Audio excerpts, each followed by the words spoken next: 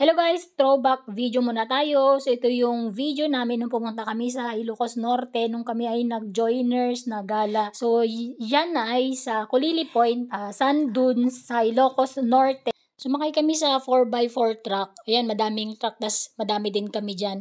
Pero sa isang truck na yan, apat lang kami. So tatlo sa likod, sa babae. Tapos si Mr. ay nandun sa harap, siya yung nag-video.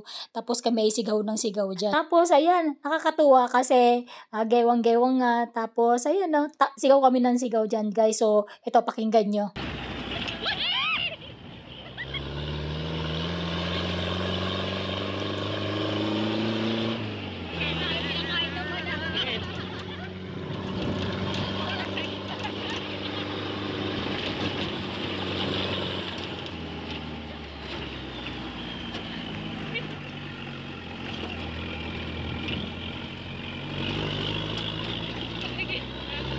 So ayun, kinat ko yung iba kasi masyadong magalaw tapos ang lakas ng sigaw namin.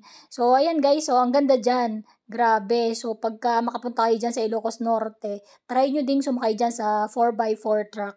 As in, worth it experience. Halos yanig yung buo mong katawan pagka sumakay ka dyan. So yun lang guys, salamat sa panonood sa aking video at tapusin sana ito hanggang sa dulo. Please follow and share para makareceive kayo ng update sa mga susunod kong mga video. Bye!